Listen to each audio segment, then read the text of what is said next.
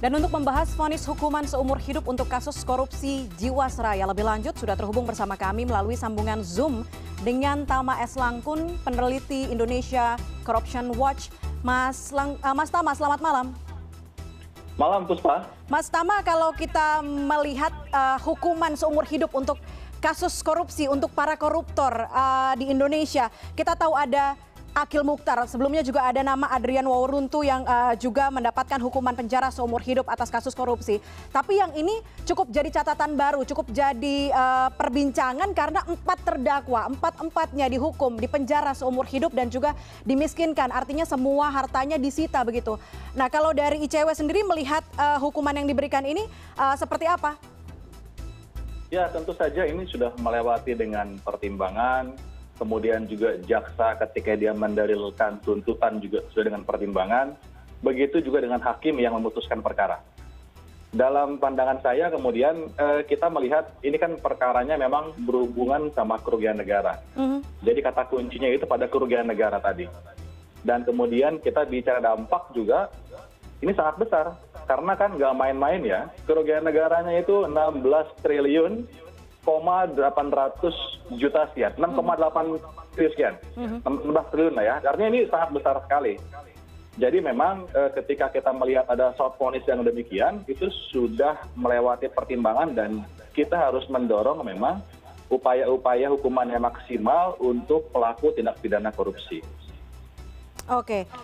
Mas Tama, kita tahu dalam peraturan MA nomor 1 tahun 2020, kalau tadi Mas Tama juga menyebutkan kita bergantung atau kita keywordnya adalah kerugiannya. Di sini kerugiannya lebih dari 100 miliar, artinya ada 16 triliun rupiah yang merugikan negara. Angka tersebut kemudian bisa menjatuhkan hukuman kepada para koruptor dengan hukuman penjara seumur hidup. Tapi kita tahu juga Presiden pernah menyatakan bahwa hukuman mati bisa diberikan kepada koruptor dengan beberapa catatan, mungkin dalam keadaan darurat. Nah, kalau di situasi saat ini, apakah hukuman itu tidak bisa menjadi indikator pertimbangan dari majelis hakim, Mas Tama?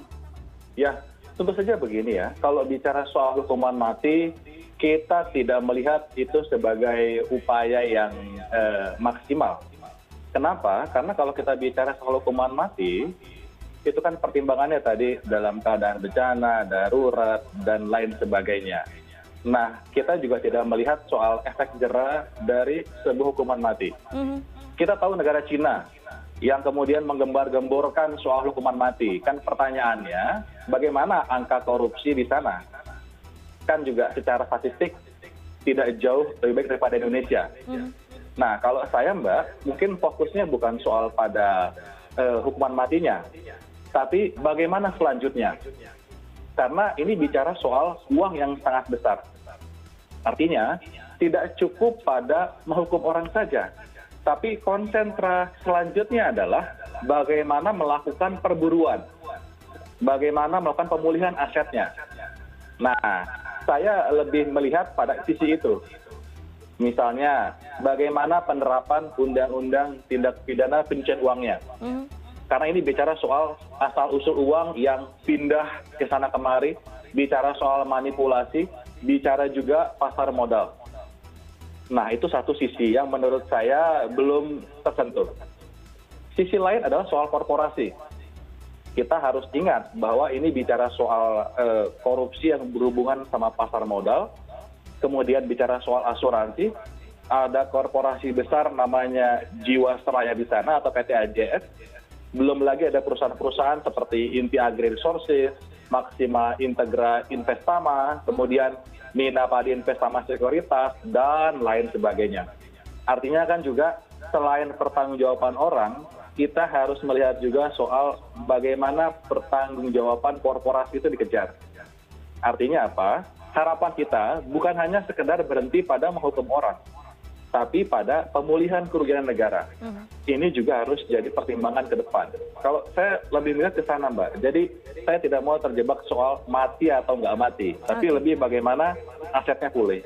Nah, ini kita berbicara angkanya besar banget, Mas Tama, 16 triliun rupiah, lebih dari 16 triliun rupiah. Kalau tadi Mas Tama mengatakan mengenai bagaimana kemudian pemulihan aset ini, nah, seberapa lama angka 16 triliun rupiah ini bisa dikembalikan kepada negara dan diberikan kepada yang berhak?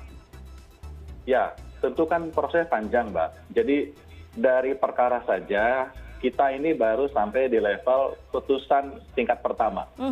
Artinya para pihak tetap masih punya hak untuk melakukan banding. Ya, peninjauan kembali ya. Atau misalnya mau kasasi atau sampai ke ujung dan lain sebagainya. Artinya ini masih banyak tahapan-tahapan yang harus dilewati. Itu satu hal. Nah, tapi di sisi lain kita juga berharap bahwa ada kerugian negara 16 triliun. Ini yang kemudian jangan dilupakan. Masyarakat jangan puas, termasuk jaksa. Begitu ada orang divonis seumur hidup. Menurut saya capaian prestasi terbesar bukan di situ. Bahwa stage pertama dilewati, iya. Tapi bagaimana kemudian pemulihan asetnya? Kalau ada pertanyaan dari Mbak Puspa misalnya, ini berapa lama sih? Tentu kita masih belum bisa pastikan, karena ini bicara soal proses hukum. Karena kasus ini juga lama banget begitu Mas diselidikinya. Betul sekali, betul. Dari mulai nilainya saja, kalau kita melihat ya, di dalam persidangan, dalam dakwaan yang dibacakan, itu kan juga ada LHP, atau laporan hasil pemeriksaan BPK. Itu yang merinci poin per poin. Ini masih banyak sekali memang hal-hal yang perlu ditelusuri. Artinya jaksa sebagai penuntut umum itu sebetulnya juga sudah terbuka jalan baru. Artinya bagaimana nih mengejar korporasi-korporasi yang sudah juga masuk proses hukum. Nah ini menurut saya yang harus kita kawal, Mbak. Karena saya juga harus apresiasi ya.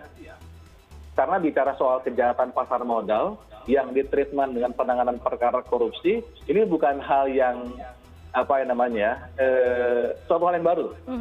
Terus kemudian juga tadi bagaimana korporasi-korporasi tersebut juga dikejar, ini juga suatu hal yang belum jadi mainstreaming. Bahkan KPK pun juga baru memulai beberapa waktu yang lalu. Nah ini menurut saya satu hal yang perlu diapresiasi. Tapi kita juga harus harapkan bahwa upaya tersebut dimaksimalkan. Kejar korporasinya, maksimalkan pemulihan asetnya. Oke. Mas Tama, terakhir kalau kita berkaca sama Adrian Wauruntu, berkaca dengan kasus Akil Muhtar, dengan hukuman terlama, hukuman penjara seumur hidup juga, dan juga dimiskinkan. Artinya semua hartanya disita, dengan ada contoh 4 terdakwa ini langsung semua dihukum seumur hidup. Apakah bisa memberikan efek jera atau seperti apa dengan hukuman seperti ini? Tentu saja, ini akan memberikan efek jera ya, karena satu, selain dia pidana yang maksimal, kedua, upaya pemulihan asetnya atau bahasa publiknya adalah memiskinkan, ini juga dilakukan. Karena menurut saya, hukuman mati itu nggak akan memberikan deterrent efek yang luar biasa. Bahkan misalnya ini bisa serampangan kalau dilakukan dengan tidak hati-hati. Nah, lebih ke soal bagaimana nih hukumannya maksimal. Cuma problemnya adalah di Indonesia, hukuman yang maksimal ini kan jarang. Hampir sebagian besar, misalnya kita buat rata-rata tren vonis perkara korupsi yang dihitung oleh ICW misalnya pada tahun yang lalu, mungkin hanya 2 tahun 3 bulan, 2 tahun 4 bulan, 2 tahun 5 bulan. Itu rata-ratanya, secara keseluruhan. Artinya yang Mbak bahas tadi, yang hukuman mati, kemudian pidana maksimal, itu kemudian kan suatu hal yang sangat jarang. Bahkan hukuman mati enggak ya, tapi lagi-lagi saya tidak dalam posisi hukuman mati. Ini bicara soal hukuman yang maksimal. Itu suatu hal yang jarang.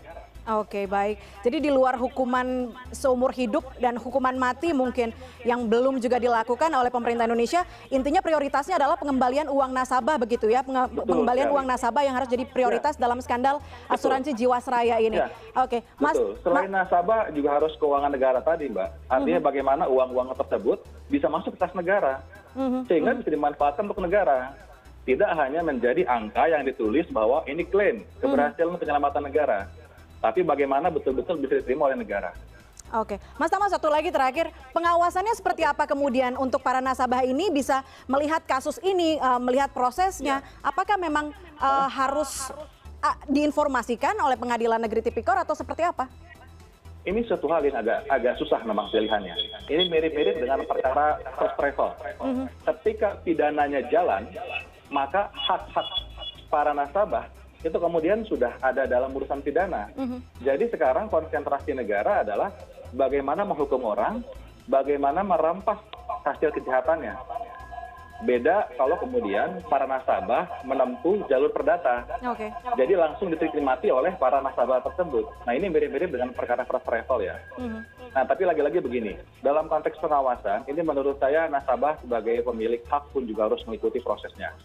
Kemudian juga kita minta lembaga-lembaga seperti Komisi Yudisial, Komisi Kejaksaan, masyarakat, dan lembaga peradilan, itu juga harus mengawasi. Karena ini perkara menurut saya perkara yang besar.